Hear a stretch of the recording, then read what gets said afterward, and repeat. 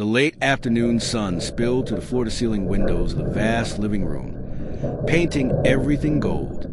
Jonathan Pierce, one of the city's wealthiest investors, stood motionless in the doorway, briefcase slipping from his hand. His 6-year-old daughter, Emily, silent since the accident 3 years ago, was sitting cross-legged on the carpet, her tiny hands moving rapidly in delicate patterns. Across from her, the new babysitter, Maya, mirrored the movements with perfect precision. Jonathan's heart pounded. Emily's lips curved into a smile as she signed something back. Something Jonathan couldn't understand, but he knew its meaning. She was communicating. His daughter, speaking without words. Jonathan's breath caught in his throat. Who is this woman, and how did she do this? That morning, Jonathan Pierce's mansion looked more like a boardroom than a home. He barked orders into his phone while flipping through contracts, barely glancing at the young woman standing awkwardly in the marble foyer. Maya Carter clutched her worn leather purse with both hands, her eyes scanning the floor rather than the rows of expensive art on the walls. "So you're the sitter," Jonathan said without looking up, signing the last page of a deal worth millions. "Ground rules. Don't break anything. Don't bother me unless it's an emergency. And I'm not paying extra for whatever special tricks you think you can do." Maya's voice was soft but steady. "I'm not here for tricks, Mr. Pierce. I'm here for Emily." Jonathan finally looked at her, young, neatly dressed but clearly on a budget, a faint weariness around her eyes. "Fine. Just keep her occupied. She doesn't talk. She barely looks at anyone. Don't expect miracles." His tone carried that cold certainty of a man who believed money could solve everything except this one painful problem. Upstairs, Emily sat on her bed in silence, hugging a frayed stuffed rabbit. The 6-year-old hadn't spoken a word since the car accident that took her mother's life. Therapists had come and gone. Speech pathologists, behavior specialists, even celebrity doctors flown in from Europe. Nothing worked. Jonathan wrote checks, expecting quick results, but love and patience weren't things you could buy. When Maya entered the room, Emily didn't even glance at her. She just stared out the window, small shoulders stiff, as if bracing for another stranger who would give up in a week. Maya knelt a few feet away, not too close, and placed a small sketch pad on the carpet. "Hi, Emily," she whispered. "I'm Maya. I won't ask you to talk. I just thought maybe you'd like to draw." Jonathan, passing by in the hallway, muttered under his breath, "Great. More crayons. That'll fix everything." He didn't see the gentle way Maya traced shapes on the page.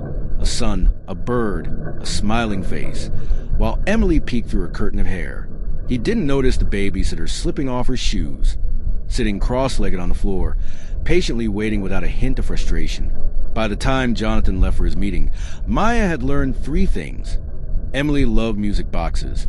She hated loud voices, and she watched people's hands more than their faces. Maya smiled faintly at that last discovery. It reminded her of her little brother, Daniel, the boy who never spoke a word, yet said everything with his hands. The mansion stayed quiet that afternoon, broken only by the soft ticking of an antique clock and the faint hum of a distant vacuum. Jonathan was locked in his study, headset on, negotiating a deal worth more than most people would earn in a lifetime. He never heard the faint strains of a lullaby drifting up from Emily's room.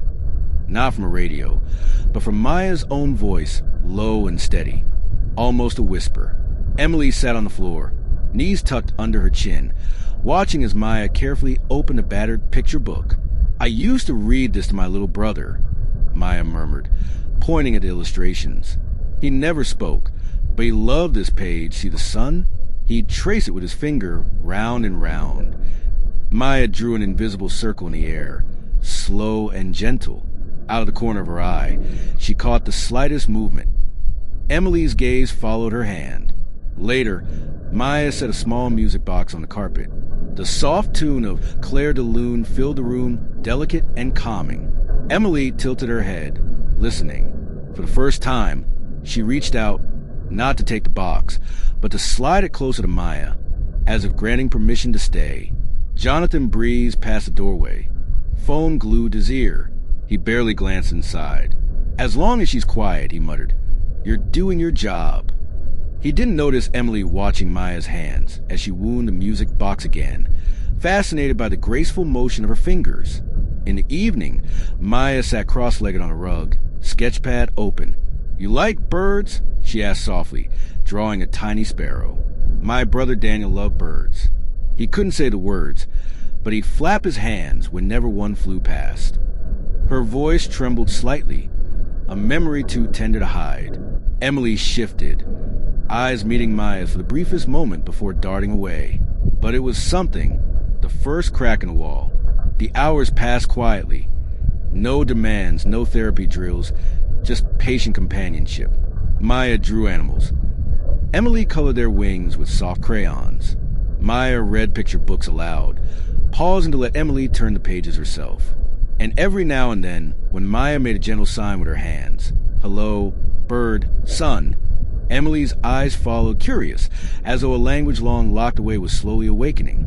By sunset, the little girl who hadn't looked at anyone in years risked a tiny smile. It flickered like a candlelight. There and gone, but Maya saw it, and her heart ached with hope. She whispered, "I see you, Emily. You don't have to say anything. I'm listening." Jonathan came home earlier than usual, his polished shoes clicking sharply on the marble floor. He was irritated. The deal had stalled, and investors were calling nonstop. As he strode past Emily's room, something made him stop cold.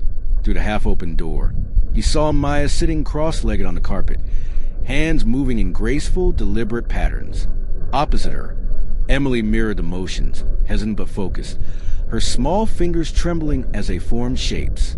Jonathan pushed the door open. "What is this?" His voice was sharp, cutting through the soft afternoon light. Emily flinched and froze mid-gesture. Maya looked up calmly. "Sign language," she said quietly. She's starting to respond. "Respond?" Jonathan barked. "By wiggling her fingers? I pay therapists for results, not for games." He stepped into the room, towering over them. Emily shrank back, clutching her stuffed rabbit. Maya didn't move. She's communicating in her own way. You just have to listen differently. Differently? Jonathan's laugh was cold. She hasn't spoken in 3 years. You think a babysitter with a few hand tricks is going to succeed where doctors failed. Before Maya could answer, Jonathan's mother appeared in the hallway, drawn by the raised voices. Grace Pierce, silver-haired and soft-spoken, looked from her son to the young woman on the floor. "Jonathan," she said gently, "maybe let her try. This is nonsense, Mom." Jonathan cut her off, anger simmering. "I don't hire help to play pretend. I hire help to do what they're told." Emily whimpered, the tension pressing on her small frame. She bolted from the room, rabbit in hand, disappearing down the corridor. Jonathan turned on Maya. "Pack your things. You're done here." Maya stood slowly, no fear in her voice. "I promised to take care of her," she said firmly, "not just watch her. And I'm not leaving because you're uncomfortable with what you don't understand." Jonathan's eyes hardened. "You work for me. Don't forget it." "Then fire me," Maya replied, standing her ground. "But I won't walk away from a child who finally trusts someone enough to look up." Grace stepped forward, worry etched on her face. "Jonathan, please." But her son had already pulled out his phone, ready to call security. The air in the room felt electric, charged with pride, fear, and something deeper. A man terrified of hope because hope meant he might fail again. Rain hammered the tall windows as thunder rolled over the city. Jonathan's mansion, usually silent and sterile, now echoed with the panicked cries of a little girl. Emily crouched in the hallway corner, hands over her ears, her stuffed rabbit clutched so tight it seemed strained. Maya dropped to her knees a few feet away. "Emily, look at me," she said softly, but the child was lost in fear. Another thunderclap rattled the glass. Emily whimpered louder, rocking back and forth. Jonathan stood at the end of the hallway, unseen, frozen mid-step. He'd come upstairs to send Maya away for good, but now he couldn't move. Maya slowly raised her hands and began to sign. Safe, calm, I'm here. Her fingers moved in smooth, deliberate patterns, her face calm and reassuring. At first, Emily didn't look. Then, as lightning flashed, Her gaze lifted, trembling wide-eyed, to watch Maya's hands. "You're okay," Maya whispered, still signing each word. "No one can hurt you. I promise." Emily's breath hitched. Her tiny hands lifted from her rabbit, shaky but determined. "Promise?" She signed back. The motion was imperfect, but clear. Maya's eyes filled with tears. "Yes, promise." She signed it slowly, over and over. The child's sobs softened into hiccups. She crawled forward and buried her face in Maya's arms. Jonathan felt his chest tighten painfully. He hadn't seen his daughter reach for anyone, not even him, in 3 years. And now she was answering without words, speaking with her hands, trusting this stranger. When the storm quieted, Maya sat with Emily on the floor, stroking her hair. Jonathan stepped closer, his voice barely steady. How do you know sign language?" Maya looked up at him, still holding Emily close.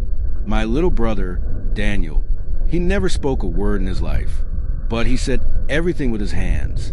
I learned to understand him long, before I learned to read." Her voice cracked. "He passed away 2 years ago. Teaching Emily, it feels like keeping a piece of him alive." Jonathan swallowed hard, guilt and awe twisting inside him.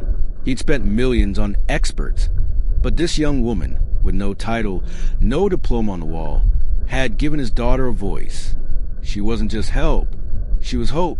Jonathan knelt on the polished floor, his expensive suit creasing as if it no longer mattered. Emily clung to Maya's shoulder, her small fingers still resting in a half-formed sign for safe. Jonathan's voice was unsteady, quieter than Maya had ever heard. "I owe you an apology," he said, looking from Maya to his daughter.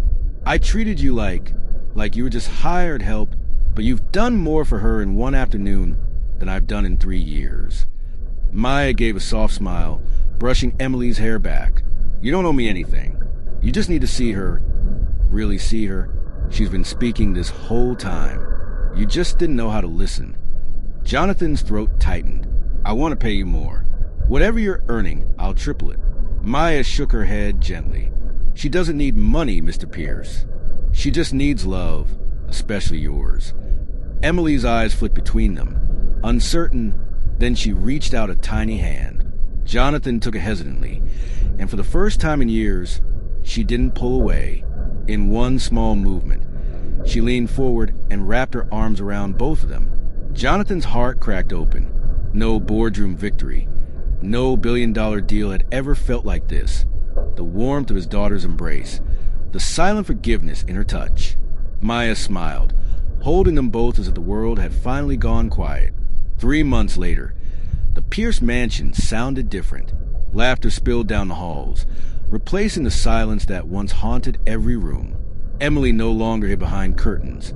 She ran to the garden, signing eagerly to Maya while Jonathan watched, learning each gesture with pride. The man who once measured love in dollars now measured it in moments. Bedtime stories, music boxes, and quiet evenings spent listening with his heart instead of his wallet. Sometimes the quietest voices speak the loudest when we finally learn to listen. Maya was no longer just help.